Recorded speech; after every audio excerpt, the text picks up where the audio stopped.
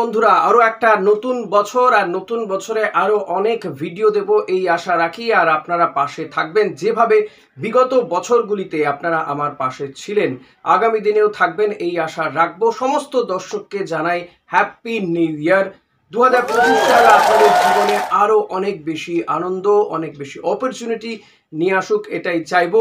আর আমাদের বন্ধনটা আরো বেশি দৃঢ় হোক, এটাই আমি আশা রাখবো।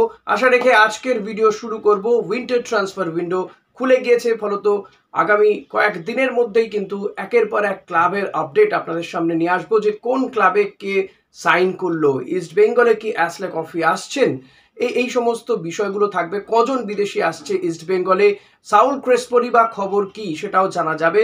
এবং অতি অবশ্যই বাংলা দল যেভাবে চ্যাম্পিয়ন হয়েছে গত কয়েক বছরে খরা কাটিয়ে, রবি হাসদার গোলে, একমাত্র গোলে জয় পেয়েছে বাংলা কেরালাকে হারিয়ে। একটা হাড্ডাহাড্ডি ম্যাচ দেখা গিয়েছে, দুটো দলই দু একটি গোলের সুযোগ পেয়েছে। বিশেষ করে একদম শেষ ল্যাপে এসে কেরালাও একটা গোলের সুযোগ পেয়েছিল, কিন্তু তারা গোল করতে পারেনি। সঞ্জয় সেনের তাকে নিয়ে আমরা দেখছি যে বিভিন্ন মাধ্যমে বা বিভিন্ন ক্লাব কর্তারাই কিন্তু তার প্রশংসায় পঞ্চমুখ। ঠিকই, সঞ্জয় সেনের উপরে ভরসা রাখা হয়েছিল, যেভাবে বাছাই করে প্লেয়ারদের তুলে নিয়ে আসা হয়েছিল তা কিন্তু অনেকের সমালোচনার মুখে পড়েছিল। কারণ ভেবে দেখুন, এই বাংলা দলে মোহনবাগানের একটাও প্লেয়ার নেই। মোহনবাগান কর্তারাও কিন্তু প্রশ্ন তুলেছিলেন যে কেন মোহনবাগান টিমের কোনো প্লেয়ার নেই। মোহনবাগানের মতন এমন একটি টিম যারা এই মুহূর্তে আইএসএল এর টপ র্যাঙ্ক, যারা 1 নম্বরে রয়েছে, তাদের থেকে কোনো প্লেয়ারকে না নেওয়া, এটা কিন্তু বড় সাহসিকতার প্রমাণ রেখেছিল। আর সাহস যদি থাকে, যদি মনে বল থাকে, কারো উপর যদি ভরসা করা যায়, তাহলে যে ফল ভালোই হবে সেটা কিন্তু বুঝিয়ে দিলেন সঞ্জয় সেন। রবি হাসদা, নরহরি শ্রেষ্ঠা, বিষ্ণু মান্ডিরা, তারা কিন্তু যে খেলা খেলেছেন গোটা টুর্নামেন্ট জুড়ে আউটস্ট্যান্ডিং। তো রবি হাসদা, তাকে কি টার্গেট করবে ইস্টবেঙ্গল ক্লাব? কারণ আমরা জানি এই যে সেমিফাইনাল এবং ফাইনালের উপরে ইস্টবেঙ্গল ক্লাব কর্তাদের নজর ছিল। কোচ অস্কার ব্রুজো তিনি নিজে মাঠে পৌঁছে গিয়েছিলেন। ইস্টবেঙ্গলের কোচ অস্কার ব্রুজো তিনি তার সাপোর্ট টিম নিয়ে পৌঁছে গিয়েছিলেন মাঠে খেলা দেখতে। এক তো ইস্টবেঙ্গলের প্লেয়ারদের দিকে নজর, ইস্টবেঙ্গলের যে সমস্ত প্লেয়ার তারা কেরালা এবং বাংলা দলে খেলেছেন তাদের দিকে, এবং বাংলা দলের বিশেষ করে যা চ্যাম্পিয়ন হলো, বিশেষ করে রবি হাসদার মতন প্লেয়ারদের দিকেও কিন্তু নজর ছিল। তো আমি চাইবো রবি হাসদাকে আগামী দিনে রেড অ্যান্ড গোল্ড জার্সি পরে খেলতে দেখব।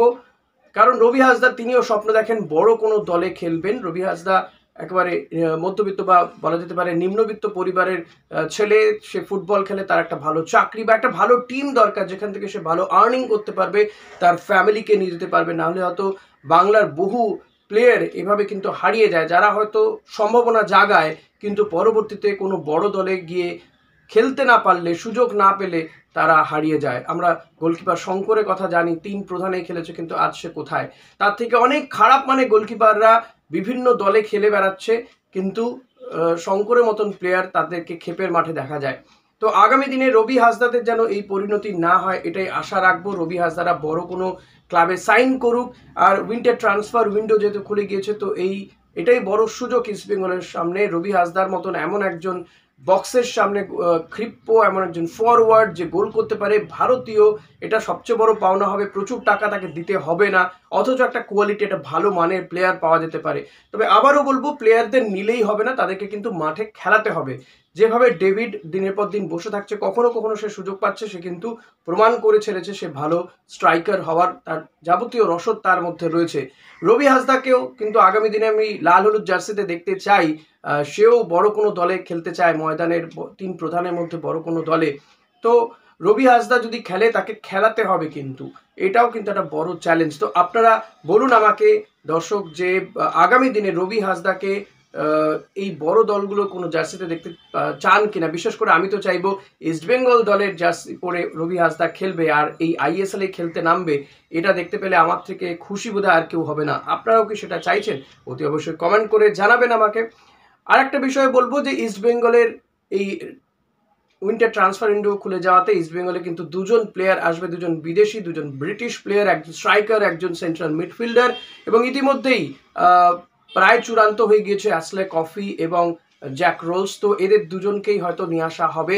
আর কোনো প্লেয়ারও আসছে কিনা সেটা এখনো পর্যন্ত কনফার্ম নয়।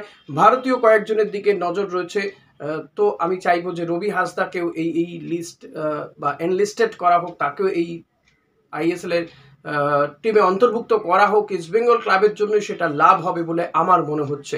অপরদিকে মোহামেডান ক্লাবে সেখানেও এক ঝাঁক প্লেয়ার আসতে চলেছে, ভারতীয় এবং বিদেশি প্লেয়ার। বিদেশি প্লেয়ারের কথা ইতিমধ্যে আপনাদেরকে জানিয়েছি। ভারতীয় প্লেয়াররাও প্রচুর ভারতীয় প্লেয়ারের দিকে টার্গেট করেছে মোহামেডান। তো আগামী দিনেই হয়তো তারা এই প্লেয়ারদেরকে সাইন করাবে, যেহেতু উইন্টার ট্রান্সফার উইন্ডো খুলে গিয়েছে। তো তারা খেলাতে শুরু করবে, তাদেরকে সাইন করাবে এবং পরবর্তীতে একে একে তাদেরকে খেলানো হবে। কারণ নতুন বছরে আমরা নতুন মোহামেডান ক্লাবকে দেখতে পারবো। ইতিমধ্যেই মেহরাজউদ্দিন তিনি প্র্যাকটিসে নেমে পড়েছেন, ভারতীয়, তাকে সহকারী কোচ হিসেবে নিয়োগ করা হয়েছে মোহামেডান ক্লাবে। এর আগেও তিনি কোচিং করিয়েছেন, ইনফ্যাক্ট তিনি লাস্ট কোচিং করাচ্ছিলেনও, এই যে সন্তোষ ট্রফির কাশ্মীর টিমের কোচ ছিলেন তিনি। তো মেহরাজউদ্দিনকে ইতিমধ্যেই নথিভুক্ত করা হয়েছে, তো তিনিও নেমে পড়েছেন প্র্যাকটিসে।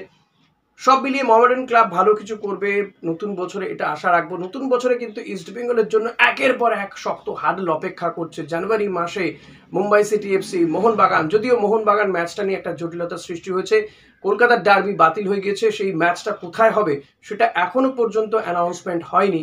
আসামে জামশেদপুরে নাকি কলকাতাতেই হবে অন্য কোনো ডেটে, এখনো পর্যন্ত আইএসএল কর্তৃপক্ষ তারা কিন্তু কিছু জানায়নি। লেটস সি কবে জানানো হয়।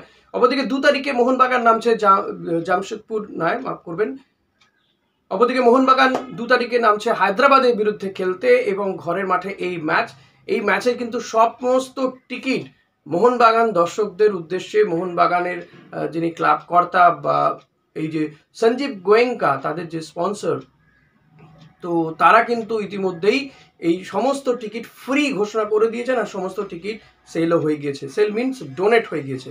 নতুন বছরে নতুন উপহার দিয়েছেন মোহনবাগান সমর্থকদের উদ্দেশ্যে, তাদের ক্লাব কর্তারা বা বলা যেতে পারে তাদের যিনি মালিক রয়েছেন এই মুহূর্তে। অনেকে আবার মালিক শব্দ নিয়ে অন্য ব্যাখ্যা দিতে পারেন, এটাকে মালিক ছাড়া কি বলবো আমি জানি না, আপনারা কি বলেন সেটা জানাবেন। তো আগামী দিনে কারা কারা যাচ্ছেন মোহনবাগানকে সাপোর্ট করতে, মাঠে যাচ্ছেন কারা সেটাও জানাবেন। আর বাংলা দল আজকেই ফিরবে, রাতের দিকে ফেরার কথা তাদের। আশা করব যে আপনারা যাবেন, তাদেরকে স্বাগত জানাবেন। বাংলা দলের প্লেয়ারদের কিন্তু বড় অ্যাচিভমেন্ট, প্রায় 8 বছর পরে বাংলা দল আবার সন্তোষ ট্রফিতে চ্যাম্পিয়ন হয়েছে, তাদেরকে একটা ওয়ার্ম ওয়েলকাম তারা কিন্তু আশা করে। সঞ্জয় সেনের যেমন প্রশংসায় বন্যায় ভেসে যাচ্ছেন সঞ্জয় সেন, তেমন কিন্তু তাদের জন্য একটা বড় কিছু গিফট হোক, আমি এটা চাইবো। বাংলা সরকার, পশ্চিমবঙ্গ সরকার থেকে শুরু করে বিভিন্ন বড় বড় ক্লাবগুলো তাদের দিকে হাত বাড়িয়ে দিক, এই প্লেয়ারগুলোর দায়িত্ব নিক, এই প্লেয়ারদের উদ্দেশ্যে বড় কিছু ঘোষণা এখনো পর্যন্ত সোফার আমি এখনো শুনিনি। তো ঘোষণা হওয়া উচিত ছিল দ্রুতই, কিন্তু সেটা আমার মনে হয় নতুন বছরে যদি তারা সেই গিফটটা পান সেটা তাদের জন্য অনেক বড় প্রাপ্তি হবে। আগামী দিনে তারা হয়তো আরও এগিয়ে যেতে পারবে, না হলে এই বাংলা দলে অনেক প্লেয়ারকে আমরা আগামী দিনে হয়তো হারিয়ে যেতে দেখব, ক্ষেপের মাঠে দেখতে পারবো। এটা আমি চাইছি না, আশা করি আপনারাও সেটা চাইবেন না। তো আসুন আমরা সবাই মিলে বাংলা দলকে শুভেচ্ছা জানাই, স্বাগত জানাই, ওয়ার্ম ওয়েলকাম করি। তাদের জন্য কিছু উপহার যদি আমরা দিতে পারি, সরকারকেও বলবো, তাদের উদ্দেশ্যে, সরকারের উদ্দেশ্যে বলবো যে এই বাংলা দলকে ভালো একটা ওয়ার্ম ওয়েলকাম করা হোক, তাদের জন্য বড় কিছু পুরস্কার, আর্থিক সহযোগিতা সমস্ত প্লেয়ারদের উদ্দেশ্যে ঘোষণা করা হোক, এই আশাই রাখবো। আজকের ভিডিও এখানেই শেষ করব। যেতে যেতে আপনাদেরকে বলবো ভিডিওটি কেমন লাগলো অতি অবশ্যই জানাবেন। নতুন বছরে কি রেজলিউশন নিলেন সেটাও জানাতে ভুলবেন না। আশা করব নতুন বছরে আরও অনেক ভিডিও দেব এবং এই খেলার দুনিয়ার আরও বেশি এক্সপ্লোর করতে পারবো। আপনারা যদি পাশে থাকেন সেটা হওয়া নিশ্চয়ই সম্ভব। Thank you.